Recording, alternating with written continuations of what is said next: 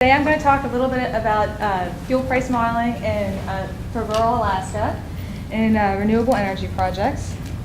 So Alaska is very large geographically, but has a pretty sparse population. The whole state only has 740,000 residents, and most of those residents live in the three largest cities. The remaining 83,000 residents are scattered throughout rural Alaska in roughly 200 rural communities. Most of these communities are completely dependent upon diesel fuel for their electricity generation and heating needs. The fuel is very expensive, but a lot of rural communities throughout the world are in the same situation as Alaska, so it's not as if Alaska is completely unique in this problem. Poverty in rural Alaska is very high. The communities are so small that there are very few jobs to go around. Most of the economies in rural Alaska are mixed cash subsistence economies, so most households participate in subsistence activities such as hunting, fishing, and collecting berries. Imported food is super expensive. In our northernmost community, a gallon of milk costs $10.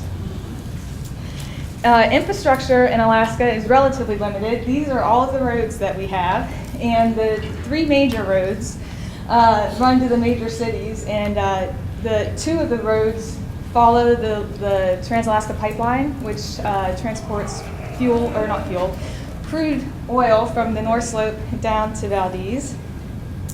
We only have one major electricity grid, and that runs the length of the railroad from Seward to Fairbanks. For the rest of the state, the communities are too small and too far apart to justify the capital cost of building an intertie or also roads to connect them.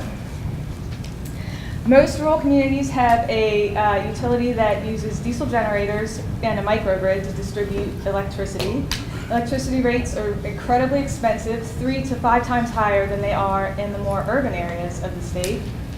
To try to combat this, the state developed the Power Cost Equalization Subsidy in 1985 that subsidizes the first 500 kilowatt hours of residential electricity consumption in rural communities. But even after the subsidy is applied, electricity is still quite expensive. In year 2016, which was the last year data is available for, the average electricity rate for PCE communities was 21 cents per kilowatt hour. Fuel is very expensive, partially because of the very difficult fuel delivery logistics.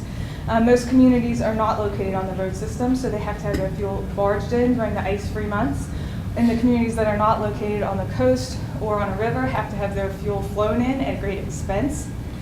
Not only is fuel very expensive, but the extreme cold climate and the substandard housing in most rural communities means that people have to use a lot of energy to keep their homes at a safe temperature. High fuel prices disproportionately affect rural housing, or the homes in rural Alaska. It was estimated during the fuel price spike of 2008 that the bottom 20% of the income distribution was spending more than half of their household incomes on heat and electric. But these high prices create incentive for rural utilities to invest in renewable energy projects. Partially in response to that price spike in 2008, the state created the Renewable Energy Grant Fund. And this is a completely state-funded competitive grant program that funds renewable energy projects. And one criterion for getting funding is that your project has to go through an economic analysis and to look at the economic feasibility and the potential fuel savings of the project. And in order to do that, you have to be able to predict the delivered fuel price, but the state didn't really have a means of doing this. So the delivered fuel price consists of the fuel price at the refinery on the date it was lifted, plus a markup to account for the delivery cost plus the profit margin. So what we did at the Alaska Center for Energy and Power was built models to estimate the lift date and then mapped the lift date to the crude oil price. And if you're interested in how we did this, you can talk to me afterwards. It's a little bit complicated. But the resulting models, you can plug in the price of crude oil, and what you get out is an estimated delivery price of fuel per gallon for each of the communities that participate in the PCE community or in the PCE program. And now Alaska Energy Authority uses these models to compare the economic feasibility of renewable energy projects.